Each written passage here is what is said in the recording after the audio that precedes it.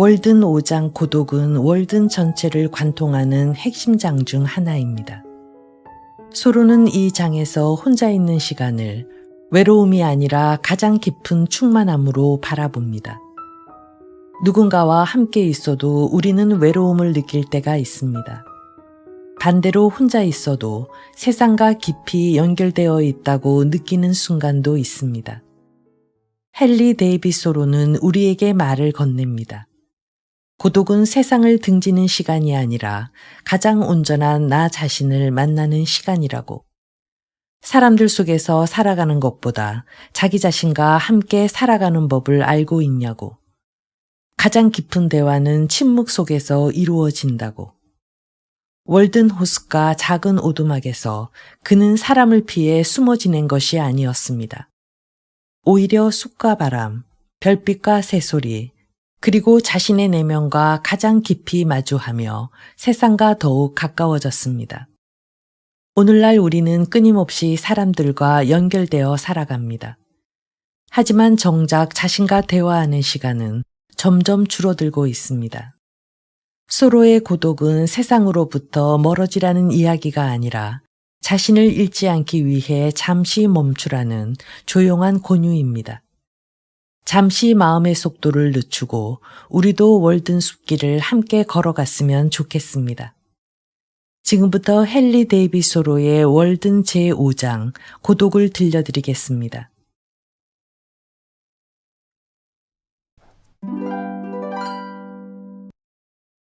5. 고독. 나의 온몸이 단 하나의 감각기관으로 변하는 감미로운 저녁이 있다. 내 몸은 모든 땀구멍을 통해 즐거움을 빨아들인다. 나는 저 기이한 자유로움을 느끼며 자연 속에서 마음대로 왕래하고 자연의 일부가 된다. 날씨는 구름 끼고 바람 불어 차갑지만 나는 와이셔츠만 입은 채로 조약돌 많은 호반을 산책한다. 특별히 내 시선을 잡아끄는 것을 보진 못한다. 하지만 자연의 힘과 그 외의 자연의 모든 원소가 비상할 정도로 내 몸과 조화를 이룬다. 밤을 초대하기 위해 황소개구리들은 트럼펫을 불기 시작했고 속독새의 노랫가락은 호수의 물결을 일으키는 바람의 날개를 타고서 이쪽으로 건너온다. 바람에 흔들리는 오리나무와 포플러나무 잎사귀들을 안타까워하다 보니 순간적으로 숨이 멎는 것을 느낀다. 그러나 호수와 마찬가지로 평온한 마음에 잔물결이 슬쩍 일었을 뿐 풍랑이 솟구친 것은 아니었다. 저녁바람이 일으킨 작은 파도는 사물을 대비추는 부드러운 호수 표면처럼 풍랑하고는 아무 상관이 없다. 이제 어두워졌지만 바람은 계속 불어오면서 숲속에서 고함을 지르고 물결은 여전히 일어서며 몇몇 동물은 자기 노래로 나머지 동물들을 안도하게 한다. 숲속의 휴식은 결코 온전하지 않다. 가장 야성적인 동물들은 휴식을 취하지 않는다. 이제 먹잇감을 찾는 시간이다. 여우, 스컹크, 토끼는 이제 들판과 숲속을 무람없이 내달린다. 그들은 자연의 야경꾼으로서 활기 넘치는 이 대낮과 저 대낮 사이를 이어주는 연결고리다. 집으로 돌아와 보니 방문객들이 거기다 자기 나름의 명함을 놓고 갔다. 꽃 한 다발, 상록식물 한 더미, 노란 호두나무 잎사귀나 나무 조각에 연필로 새긴 이름. 아주 드물게 숲을 찾아오는 사람들은 숲에서 자연의 작은 한 조각을 떼어내어 집을 찾아오는 동안 만지작거리다가 마침내 의식적이든 무의식적이든 내 집에 두고 간다. 어떤 사람은 버드나무까지 껍질을 벗겨 그것을 반지로 만든 다음에 내 테이블 위에 놓고 갔다. 집을 비운 사이에 어떤 방문객이 찾아오면 나는 그들이 꺾은 가지나 풀 또는 신발 자국 등으로 그가 누구인지 금방 알아낸다. 또 그들이 남긴 약간의 흔적으로 성별, 연령, 인품 등을 대충 알아맞힐 수 있다. 떨어진 한 송이 꽃, 손으로 따서 한참 쥐고 있다가 내 집에서 반마일 정도 떨어진 촐로 옆에 버린 한 다발의 풀, 혹은 아직도 남아있는 시가와 파이프 향기 등이 단서가 된다. 아니, 여기서 300m 떨어진 대로변을 걸어가는 여행자도 그의 담배 연기로 종종 알아맞힐 수 있다. 일반적으로 말해 주위에는 충분한 공간이 있다. 우리의 지평선이 바로 팔꿈치 옆에 있는 비좁은 경우는 절대 없다. 울창한 숲은 집 바로 옆에 있지 않고 호수 또한 적당한 거리를 두고 떨어져 있다. 낯익고 자주 다니는 개간지는 언제나 우리 주위에 있다. 우리는 그 땅을 점유하고 울타리를 쳐서 자연으로부터 권리를 인정받는 것이다. 나는 무슨 이유로 이 광대한 산과 들판, 사람이 잘 다니지 않는 몇 제곱마일에 달하는 숲을 나 혼자 차지하고 있는가?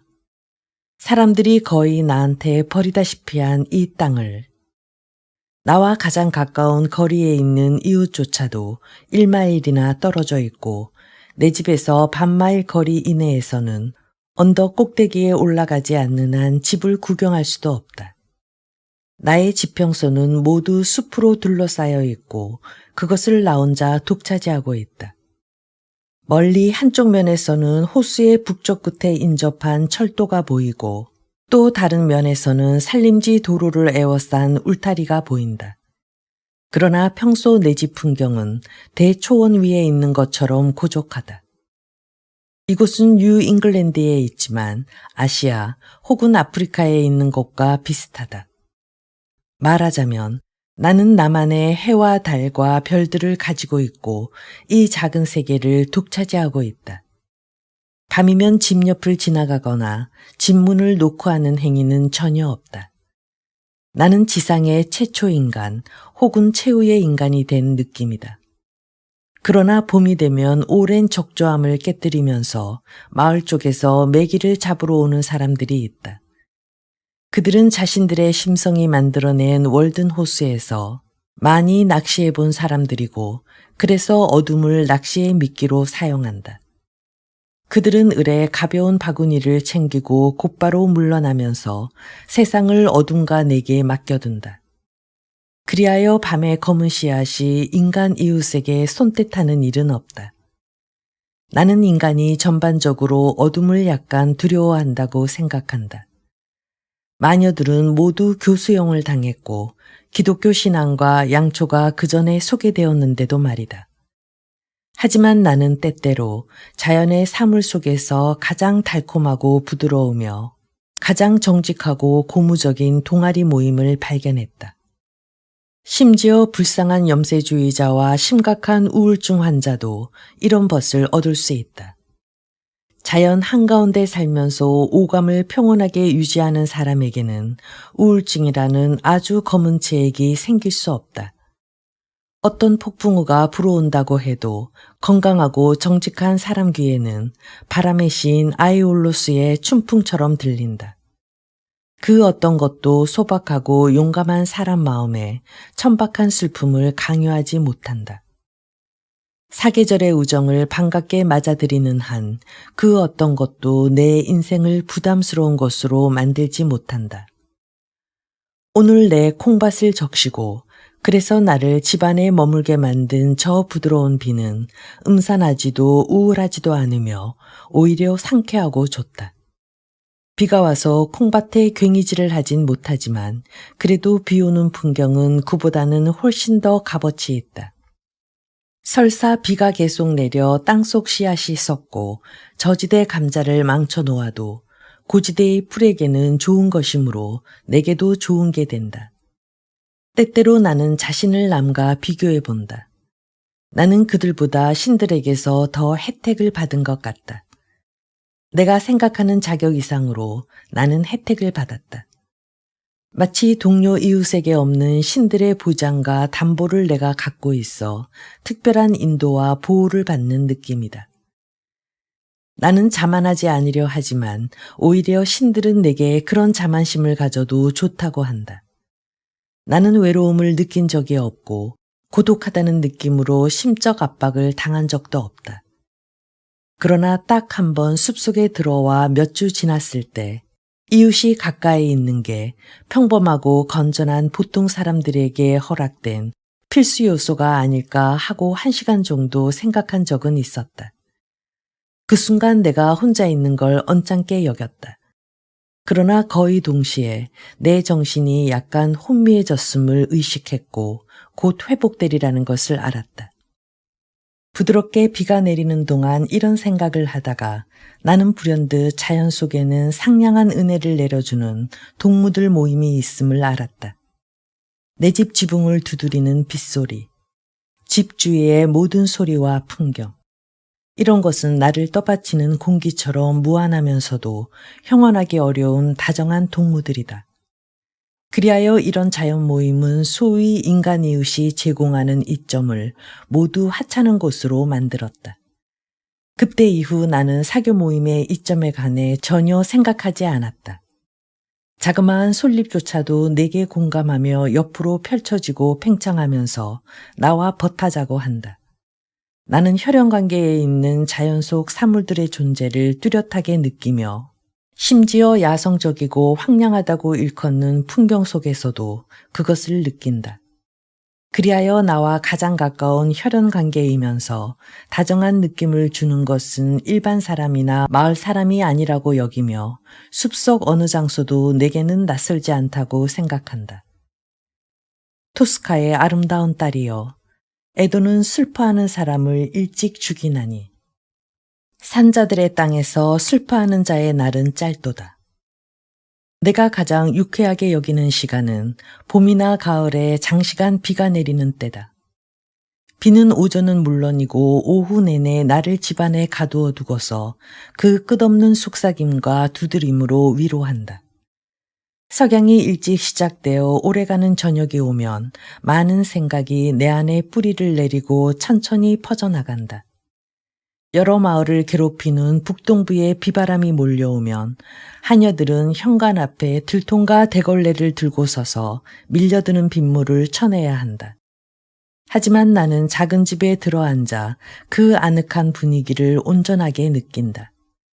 사실 내 집은 전체가 현관이나 다름없다.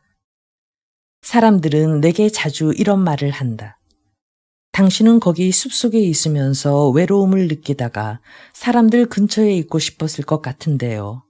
특히 비 오는 날, 바람 부는 날 밤중에는. 나는 이렇게 대답하고 싶어진다. 우리가 사는 이 지구도 우주 공간에서는 하나의 점에 지나지 않습니다. 저기 우주 공간의 별은 우리의 측정기구로 그 너비를 잴 수도 없습니다. 그 별에 사는 가장 멀리 떨어져 있는 두 주민은 서로 얼마나 멀리 떨어져 있다고 생각하십니까? 그 먼 거리라는 것도 따지고 보면 미세한 점 속에 아주 미세한, 보이지 않는 티끌 같은 것입니다. 그런데 왜 내가 외로움을 느껴야 합니까? 우리 지구는 은하계에 들어있는 별 아닙니까? 당신의 질문은 내가 보기에 아주 중요한 질문은 아닌 듯합니다. 인간을 동료들로부터 떼어놓아 그를 외롭게 만드는 공간은 어떤 공간인가? 나는 두 다리를 아무리 빨리 놀리며 걸어가 공간을 좁힌다 해도 두 마음을 서로 가깝게 만들지 못한다는 것을 알았다.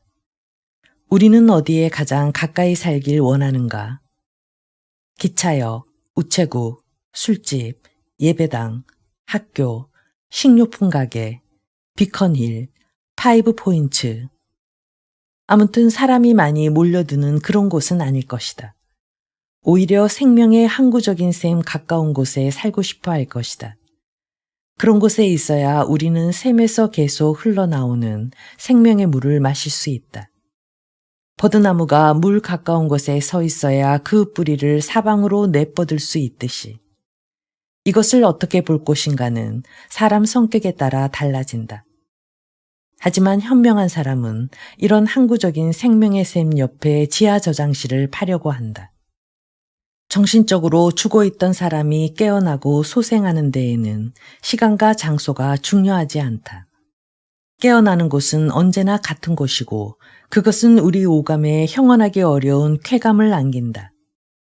우리는 어리석게도 주변적이고 일시적인 상황들을 중요한 일로 삼는다. 솔직히 말하면 그것은 우리 정신을 산만하게 만드는 원인일 뿐이다. 모든 사물에 가장 가까운 곳에 그 존재를 형성하는 힘이 있다. 우리 바로 옆에서 가장 위대한 법칙이 끊임없이 작용 중이다. 우리 옆에는 농사나 상업을 위해 고용하고 즐겨 대화를 나누는 일꾼이 아니라 우리 인간을 만들어낸 진정한 일꾼이 있다. 하늘과 땅의 오묘한 힘이 지니는 영향력은 얼마나 광대하고 심원한가. 우리는 그 힘을 알려 하지만 보지 못한다. 우리는 그 힘을 들으려 하지만 듣지 못한다. 사물의 본질과 동일한 그 힘은 사물에서 떨어지지 않는다. 그 힘은 온 세상 천지에서 사람들이 그들 마음을 순화하고 성화하도록 하고 제사 옷을 입고 조상에게 희생을 바치고 헌주하도록 한다. 그것은 오묘한 지성의 바다다. 그것은 어디에나 있다. 그것은 온 사방에서 우리를 둘러싼다. 우리는 흥미로운 실험 대상이고 그것은 나에게 적지 않은 흥미를 불러일으킨다. 우리는 잡담을 나누는 모임을 잠시 멀리하고 오로지 생각만으로 자신을 격려할 수는 없을까? 공자는 이런 말을 했다. 덕은 버려진 고아처럼 되지 않는다. 덕에는 반드시 이웃이 있다. 우리는 깊이 생각함으로써 아주 건전한 의미로 자신을 객관화할 수 있다. 의식적으로 심적 노력을 기울여 우리 행동으로부터 한 발짝 초연히 물러서서 그 결과를 살펴볼 수 있다. 좋든 나쁘든 모든 것은 우리 옆을 경류처럼 흘러간다. 우리는 온몸을 던져 자연 속으로 몰입하지는 못한다. 나는 자연의 흐름을 타고 가는 표류목일 수도 있고 도리천에서 그것을 내려다보는 인드라일 수도 있다. 나는 연극적인 허세에 영향을 받을 수도 있고 반면 나와 밀접하게 관련되어 보이는 실제 사건에도 영향을 받지 않을 수 있다. 나는 자신을 인간이라는 존재로만 인식한다. 그러니까 생각과 감정이 모여있는 장소라고 본다. 나는 나라는 존재의 이원성을 의식하는데 때문에 남들은 물론이고 나 자신에게서도 멀찍이 떨어져서 나를 본다. 자기 체험이 아무리 강력하더라도 나는 존재의 어떤 부분이 거기 있어 비판하고 있는 것을 느낀다. 그런데 그 부분은 뭐라고 할까? 나의 한 부분은 아니고 그저 구경꾼인데 내 체험을 공유하지 않으면서 그 체험을 주목한다. 그 구경꾼은 당신도 아니고 나 자신도 아니다. 인생이라는 연극이 끝나면 구경꾼은 그의 길을 가버린다. 구경꾼이 볼 때 인생은 일종의 허구요 상상의 소치이다. 이러한 이원성은 우리 인간을 쉽사리 신통치 못한 이웃으로 만드나 때때로 친구로 만들기도 한다. 대부분 시간을 혼자 있는 것이 내게는 더 유익하다. 가장 좋은 사람들이라 해도 함께 있으면 곧 피곤하고 지루해진다. 나는 혼자 있는 것을 사랑한다. 나는 고독처럼 다정한 친구를 만나본 적이 없다. 우리는 집안 내실에 머물러 있을 때보다 사람들 사이에 있을 때 대부분 더 고독함을 느낀다. 생각하거나 일하는 사람은 언제나 혼자이므로 그가 있고 싶은 곳에 있게 하라. 고독은 사람과 이웃 사이에 낀 공간의 거리로 측정되지 않는다. 진정 근면한 학생은 하버드 대학의 가장 붐비는 공간을 차지했더라도 사막의 수도자처럼 고독하다. 농부는 들판이나 숲속에서 괭이질하거나 나무 자를 때 외로움을 느끼지 못한다. 그가 일에 몰두하고 있는 까닭이다. 농부는 일이 끝나서 밤에 집에 가서도 방에 혼자 앉아 생각에 잠기는 것도 아니다. 그는 사람을 볼 수 있는 곳에 있어야 하고 낮 동안의 고독을 보상받기 위해 오락을 해야 한다. 그래서 농부는 학생이 어떻게 권태나 우울증 없이 밤낮 대부분 혼자 앉아 지낼 수 있는지 궁금해한다. 하지만 농부가 모르는 것이 있다. 그 학생은 집에 있지만 낮에 농부가 했던 것처럼 자기 들판에서 일하고 나무를 자르는 것이다. 학생도 농부처럼 오락가 모임을 추구하지만 좀 더 단순한 형태를 취하게 될 것이다. 사교 모임은 일반적으로 말해 너무 천박하다. 우리는 너무 짧은 간격으로 만나고 그래서 상대방에게 어떤 새로운 가치를 제공할 시간이 없다. 우리는 하루 3끼 식사 때마다 만나고 오래되어 곰팡내 나는 치즈를 상대방에게 들이댄다. 곰팡내 나는 치즈. 우리 자신이 이게 아니라면 무엇인가? 우리는 예의범절과 공손함이라는 일정한 규칙에 동의해야 하고 이런 빈번한 만남을 참아주며 상대방에게 노골적인 선전포고를 해서는 안 된다. 우리는 우체국과 친목회에서 만나고 매일 밤 벽난로 주위에서 만난다. 우리는 복잡하게 살고 상대방을 방해하며 서로에게 걸려 넘어진다. 우리는 이렇게 하여 상대방에 대한 존경심을 잃어버린다. 중요하고 다정한 의사소통도 좀 뜸하게 진행되어도 무방하다. 공장 소녀들을 생각해보라. 결코 혼자 있는 일이 없고 심지어 꿈속에서도 혼자 있지 않는다. 내가 사는 곳처럼 1제곱마일에 주민이 1명뿐이라면 더 좋을 것이다. 인간의 가치는 그의 피부에 있는 것이 아니므로 우리가 상대방을 자주 만나 접촉할 필요는 없다. 숲속에서 길을 잃고 나무 밑동에 주저앉아 배고픔과 탈진으로 죽어가는 사람 얘기를 들은 적도 있다. 외로운 그는 허약한 신체에서 비롯된 병든 상상이 만들어내는 환상들로부터 위로를 받았다. 하지만 그는 그 환상을 실제라고 믿었기에 효과를 보았던 것이다. 우리는 그 남자보다는 훨씬 강건한 신체적 정신적 힘을 갖고 있으므로 훨씬 더 정상적이고 자연스러운 상상을 통해 사람을 사귈 수 있으며 자신이 결코 혼자가 아님을 알게 된다. 내 집에는 많은 친구가 있다. 특히 아무도 찾아오지 않는 아침이면 더욱 그러하다. 몇 가지 구체적인 사항을 말할 테니 그중 하나가 내 상황을 대략이나마 전달하기 바란다. 커다란 웃음소리를 터뜨리는 되강오리 혹은 월든호스 그 자체만큼이나 나는 외롭지 않다. 문논이 저 외로운 호수에게 무슨 친구가 있겠는가? 그렇지만 호수는 그 푸른 물빛 속에 푸른 악마가 아니라 푸른 천사를 가지고 있다. 태양은 언제나 혼자다. 흐린 날씨에는 때때로 2개의 태양이 나타나지만 그중 하나는 가짜다. 하느님은 혼자이지만 악마는 결코 혼자 있지 않다. 그는 많은 친구를 만나므로 악마는 언제나 복수다. 숲속에서 눈이 빠르게 떨어지고 바람이 불어대는 긴 겨울밤이 되면 가끔 손님이 찾아온다. 그는 예전에 정착민이면서 원주인이었던 사람이다. 그는 월든호수를 파서 바닥을 돌로 메우고 호반을 소나무 숲으로 단장한 사람이라고 한다. 그는 오래전 얘기와 새로운 영생에 관한 얘기를 들려준다. 우리는 사과나 사과주가 없어도 사교적 환대를 하고 사물에 대한 유쾌한 견해를 나누면서 즐거운 저녁 한때를 보낸다. 그는 아주 현명하고 유머가 많은 사람이고 나는 그를 아주 좋아한다. 그는 많은 비밀을 간직한 사람이다. 그는 죽었다고 알려졌지만 아무도 그가 묻힌 곳을 모른다. 내 이웃에 거주하는 나이든 부인은 사람 눈에 잘 띄지 않는다. 나는 때때로 그녀의 약초 정원에서 산책하면서 약초도 따고 부인의 옛날 얘기를 듣는 걸 좋아한다. 부인은 남과 비교할 수 없는 풍요로운 정신을 갖고 있는데 그녀의 기억은 신화보다 더 오래된 세월로 거슬러 올라간다. 그녀는 모든 옛날 이야기의 원본과 그 얘기가 어떤 사실에 근거했는지도 말해줄 수 있다. 그 사건들은 그녀가 어렸을 적에 벌어졌기 때문이다. 건장하고 정력적인 노부인은 모든 날씨와 계절을 즐겁게 여기며 그녀의 자녀보다 더 오래 살 것 같다.